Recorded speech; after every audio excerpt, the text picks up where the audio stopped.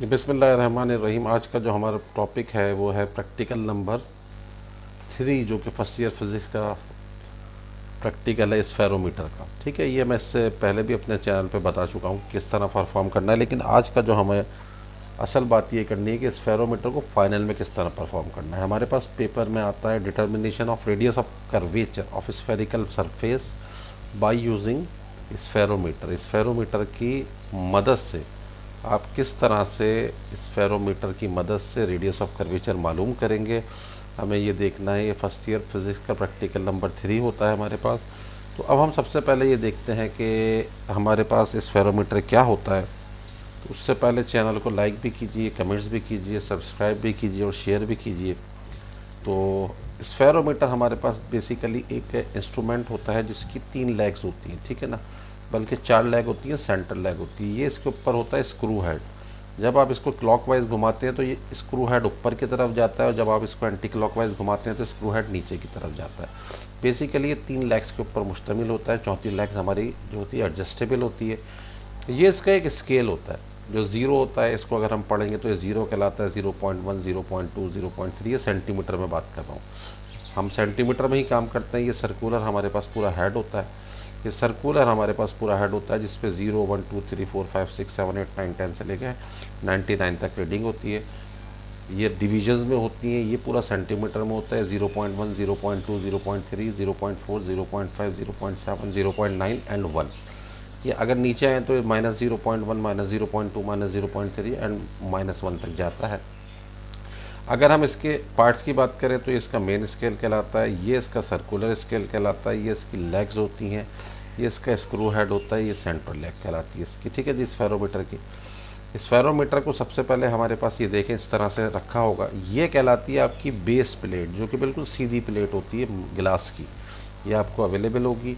ठीक है जी। इसको इस तरह से इसके ऊपर रख देते हैं और स्क्रू हेड को इस तरह से घुमाते हैं कि जो सेंटर लेग है ये भी इस पर टच हो जाए। अब सवाल ये किस तरह बैलेंस होगा।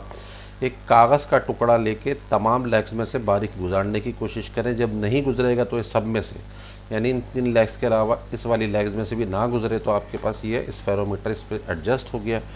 फिर आप इसकी रीडिंग कैसे पढ़ेंगे, आप ये देखें सर्कुलर डिस्क है। सर्कुलर डिस्क फर्स्ट करें कि 0 से ऊपर वाले निशान से टच कर रही, तो इसको हम 0.1 सेंटीमीटर पढ़ेंगे। और फर्स्ट करें ये मेन स्केल सर्कुलर डिस्क के जिस नंबर में भी टच होता है, जैसे 53 में टच हो रहा है तो हम 53 डिविजन्स पढ़ेंगे। अच्छा देखें, ये हमारे पास स्फेरिकल सरफेस पे इसको रखने का तरीका क्या होता है। स्फेरिकल सरफेस इस तरह से जहाँ उभरी हुई है, ठीक है, जहाँ स्फेरिकल सरफेस ऊपर की तरफ है, यहाँ इसको रख के एडजस्ट कैसे करते हैं। हमने इसको रखा, स्क्रू हेड को टच किया, बस जब ये टच हो गया हमने कागज़ को यहाँ से गुजारा, जब ये बिल्कुल बैलेंस है तो हमारे पास ये फिक्स हो गया। अच्छा, फाइनल में प्रैक्टिकल आता है कि नोट डाउन करना है least count of spherometer. Spherometer किसी भी तरह का होता है, लीस्ट काउंट उसका एक ही होता है, उसको निकालने का तरीका बता देंगे। Mean distance between the legs of the spherometer. Spherometer की 4 लेग्स नहीं, इन 3 लेग्स के दरमियान मीन डिस्टेंस मालूम करना। चौथी लेग्स को हम स्क्रू हेड के ज़रिए ऊपर कर देते हैं।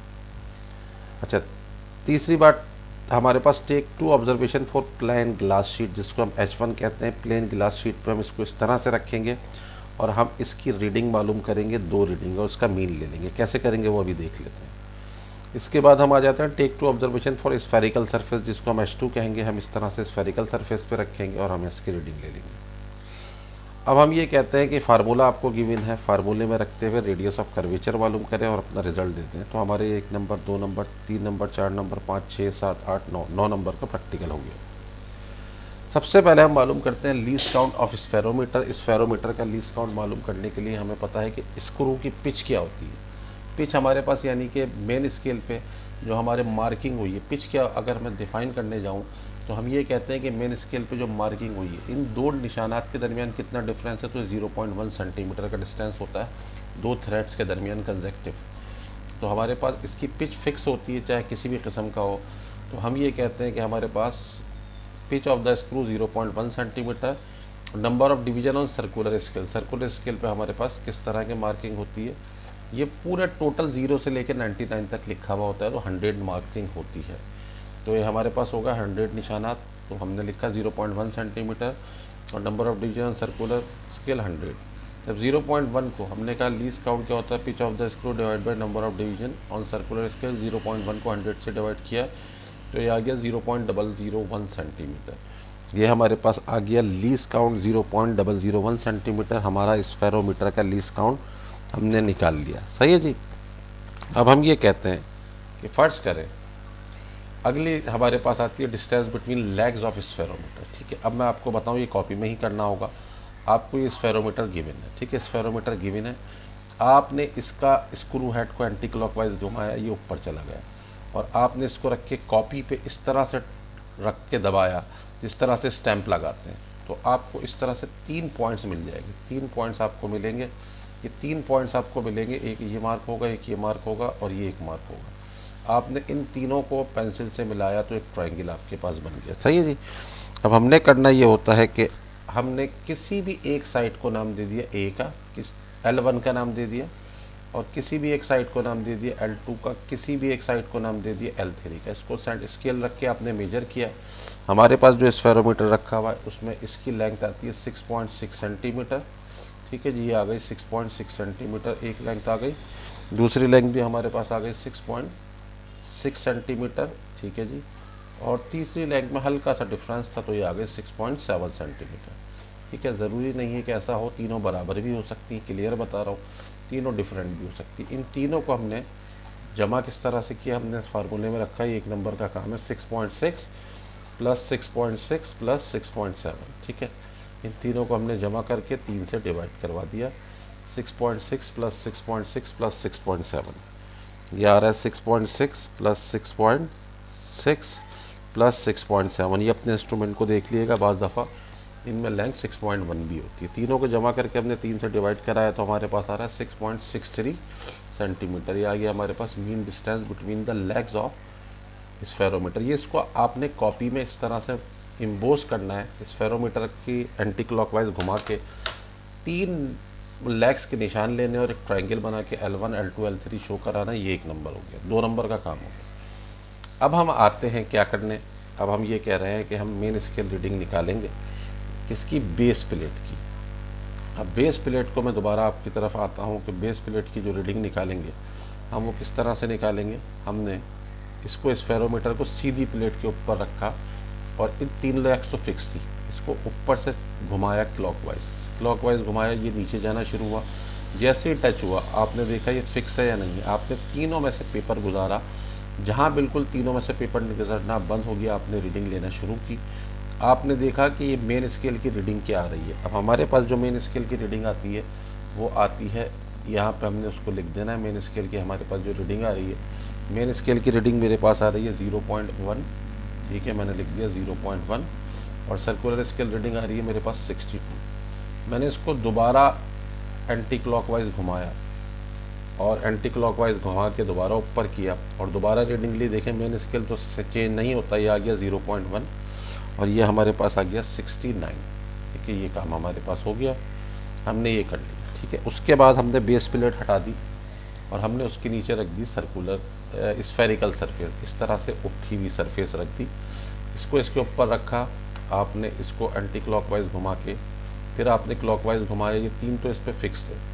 ये भी स्क्रू हेड जब नीचे की तरफ जाएगा, जब ये जाके इस पर टच होगा, जब इस पर टच हो गया तो आपने चेक कर लिया कि ये बैलेंस है। बैलेंस चेक करने के लिए पेपर का छोटा सा टुकड़ा लेके इन तीनों में से गुजारा, जब नहीं गुजरा तो आपके पास हो गया फिक्स। तो अब आपने इसकी रीडिंग ली, इसकी रीडिंग आपने किस तरह से ली कि आपके पास जो इसकी रीडिंग आ रही है वो हमारे पास स्फेरिकल सरफेस की आ रही है 0.9। ठीक है, मेरे पास जो स्फेरिकल सरफेस थी वो ज़्यादा स्फेरिकल सरफेस है और ये आ रही है 54। मैंने इसकी पोजीशन चेंज करते स्फेरिकल सरफेस पे दोबारा रखा, मेन स्केल रीडिंग हो गई सेम, सर्कुलर स्केल रीडिंग हमारे पास कितनी आ गई 58। ठीक है, अब मेरा इंस्ट्रूमेंट को मैंने साइड में रख दिया। साइड में रखने के बाद अब मैं ये करता हूँ कि फ्रैक्शनल पार्ट निकालने के लिए सर्कुलर स्केल रीडिंग को लीस्ट काउंट से मल्टीप्लाई करता हूँ। लीस्ट काउंट मुझे पता है जो मेरा 0.001 ही है। अब मैंने 0.001 से मल्टीप्लाई किया 62 को। 62 को 0.001 से जब मल्टीप्लाई किया, 0.001 मल्टीप्लाई बाय 62 कैलकुलेटर अलाउ है तो ये आ रहा है 0.062। ये हमारे पास आ गया 0.062। ठीक है, फिर मैंने नीचे वाली रीडिंग पे भी ये काम कर दिया। मैंने इसको मल्टीप्लाई किया लीस्ट काउंट से, आ गया 0.069, ये आ गया 0.069, ठीक है। फिर मैंने क्या किया, 54 है, नॉट 5.4, दिस इज़ द 54, ठीक है। 54 को 0.001 से मल्टीप्लाई किया, आ गया 0.054, ठीक है। फिर हमारे पास क्या हुआ, 0.054 आ गया, इसको मल्टीप्लाई किया तो ये आ गया 0.058, ठीक है जी, ये हमारे पास आ गया। अब हमने क्या करना है, ये कॉलम भी कंप्लीट हुआ, 0.1 को ऐड करेंगे 0.062 में, ये आ गया 0.162, ठीक है जी। फिर मैंने 0.1 को ऐड कर दिया 0.169 में, ये कितना आ गया 0.169, ठीक है जी। अब मैंने मल्टीपल ऐड कर दिया 0.9 को 0.054 में, आ गया 0.954, ये आ गया 0.954, ठीक है जी, ये आ गया हमारे पास, ठीक है। 0.9 को 0.05 में ऐड किया तो कितना आ गया 0.958, ठीक है जी, ये आ गया हमारे पास। अब इनका मैंने ले लिया मीन।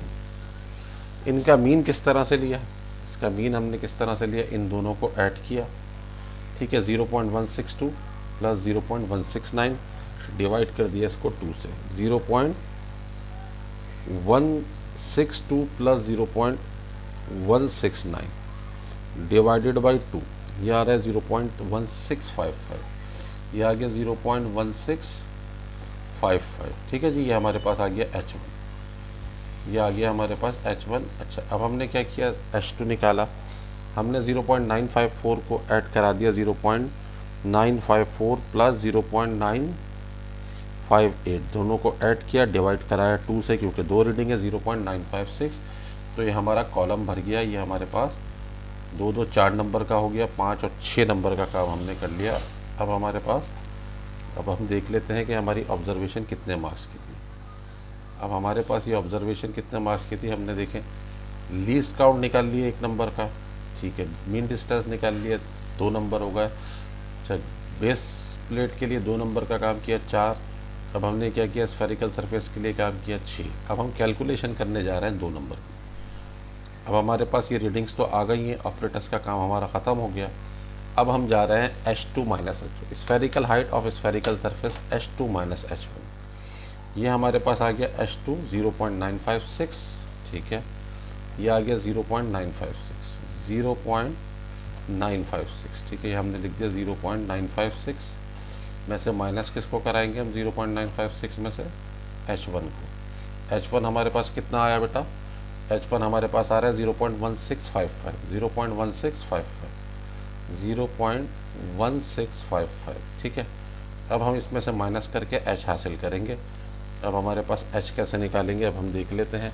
0.956 लिखा हुआ था, माइनस कराया 0.1655, तो हमारे पास आ रहा है 0.7905, ठीक है जी, ये हमारे पास आ गया H, ठीक है जी, ये हमने निकाल लिया H। अब हमारे पास फार्मूला लिखा हुआ, फार्मूला है R is equal to A square, ये याद नहीं करना है, गिवन होगा। ए स्क्वायर हमारे पास distance between the legs, mean distance था लेग्स के दरमियान। अच्छा, अब मैंने H की वैल्यू पहले पुट कर ली, ए हम देख लेंगे H कितना आ रहा है 0.7905, यहाँ पे लिख लिया 7905 डिवाइडेड बाई 2। अच्छा, यहाँ पे आपने क्या लिखा, 6 मल्टीप्लाई बाई H, ये हमारे पास कितना आ रहा है 0.7905 लिख लिया। अच्छा, ऊपर हमारे पास है ए का स्क्वायर, ए हमने देख लिया, दोबारा जाके कितना था, कॉपी में बैक पे चले गए हम। ए हमारे पास कितना आ रहा था 6.63, हमने फार्मूले में पुट कर दिया 6.63, और हमने इसका स्क्वायर देख कर लेना है, 6.63 का स्क्वायर करना है और इसको 6s से डिवाइड कर देना है। हम यहाँ इसको इज इक्वल टू कर लेते हैं, 6.63 डिवाइडेड बाई 6 मल्टीप्लाई बाई 6.63 का स्क्वायर है, 6.63 का square divided by 6 multiply by 0.7905, ठीक है जी। तो ये हमारे पास आ रहा है 9.267, ये आ रहा है 9.267, ये वाला फैक्टर आ गया 9.267 लिख दिया हमने, प्लस लिखा, प्लस लिख के हमारे पास कितना आ गया 0.7905 डिवाइडेड बाई 2, 0.7905 0.05 डिवाइडेड बाई 2, तो हमारे पास कितना आ रहा है 0.3952, 0.3952। ठीक है जी, ये हमने लिख दिया। सही है जी। अब हमने क्या किया, इन दोनों को ऐड किया तो कितना आ रहा है प्लस 9.267, ये आ रहा है 9.6622, 9.662। ये हमारे पास रेडियस ऑफ कर्वेचर निकल के आ गया 6622 या 2 बस हमने लिख दिया सेंटीमीटर।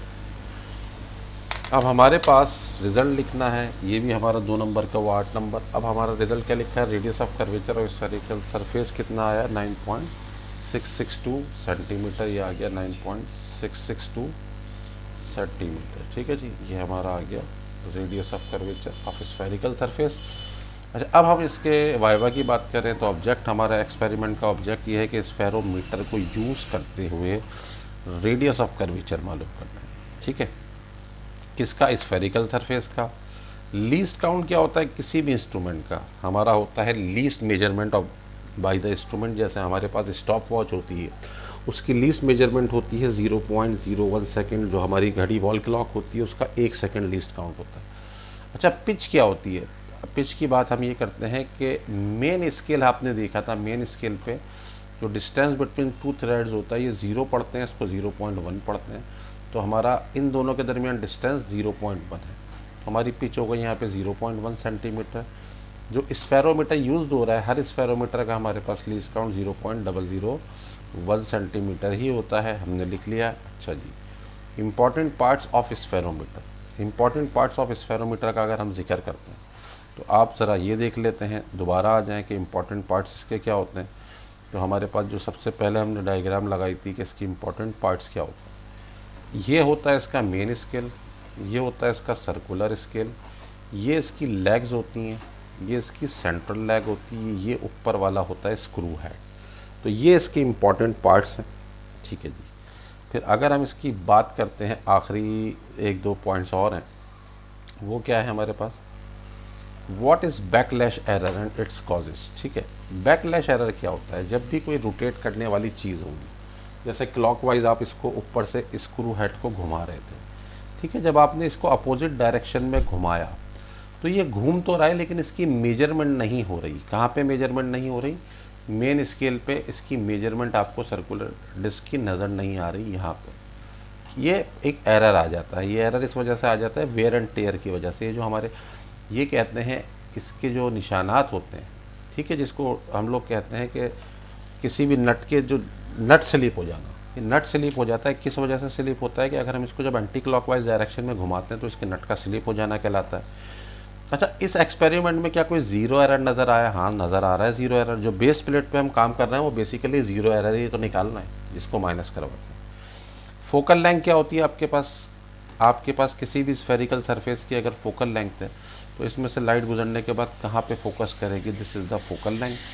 रेडियस ऑफ कर्वेचर क्या होता है, स्फेरिकल सरफेस जो होती है आपके पास किसी भी स्फीयर से कट के बनती है, ठीक है, तो उस स्फीयर के रेडियस को हम क्या नाम देते हैं, रेडियस ऑफ कर्वेचर का नाम देते हैं। अच्छा, बेसिकली इसके यूनिट्स फोकल लेंथ के भी सेंटीमीटर होते हैं और रेडियस ऑफ कर्वेचर के भी सेंटीमीटर होते हैं। हमारे पास सीजीएस सिस्टम में बात हो रही है, तो मज़ीद मैं वाइवा को डिटेल में बता दूंगा आपको एक साथ तमाम चैप्टर्स का। तो यहाँ तक आप इसको रखें अभी फ़िलहाल, इस एक्सपेरिमेंट को। आप लोग काफ़ी परेशान थे, बहुत शुक्रिया।